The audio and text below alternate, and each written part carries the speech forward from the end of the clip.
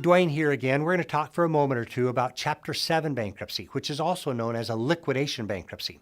And the reason it's known as liquidation is because the court appoints a trustee to look at the assets that you own and determine which of them are subject to being taken by the bankruptcy trustee or the court and administered, in other words, turned into cash or liquidated, in order that those resources be distributed out to your unsecured creditors.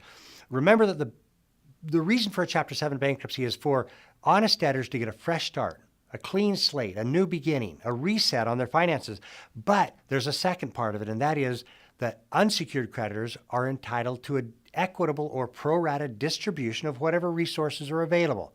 Remember that we discussed in a separate video that certain assets are exempt or they're protected and the trustee can't take them. They go into your bankruptcy estate along with all of your other assets when your bankruptcy is filed, but they come out of your bankruptcy estate and the trustee cannot assert control over them. With regard to the non-exempt assets, the trustee in bankruptcy can take them and sell them. In fact, the trustee is responsible to take them and sell them, turn them into cash so that those resources can be distributed equally among those creditors pro rata that are unsecured. With a Chapter 7 bankruptcy, there's a different treatment for secured creditors. Secured creditors are those creditors that you pledged collateral to, like a deed of trust on your home, or a lien on your car, or a security agreement on a refrigerator or electronic piece of equipment that you've purchased from Sears or Best Buy. You have to treat those creditors differently.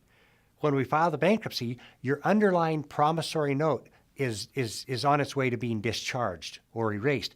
But you have to address the security interest somehow, and that means we either have to give the property back to the creditors or redeem the property. That means pay the fair market value in a lump sum or reaffirm on the debt, which means you put yourself back on the hook for the promissory obligation and they let you keep the car or the piece of secured property. The last thing I want to talk about relative to Chapter 7 bankruptcy is that you need to remember that not all debts can be forgiven or erased in bankruptcy. We can't discharge debts for fraud or embezzlement, willful injuries, malicious injuries, DUI obligations, criminal restitution, child support, most taxes, most student loans. These aren't dischargeable. We will have a chance in the office when we get together to discuss your situation, whether or not Chapter 7 meets and fits your situation, or whether we need to look at a non-bankruptcy alternative or a Chapter 13, which we'll discuss in another video. I'll look forward to meeting with you when we get together in our office.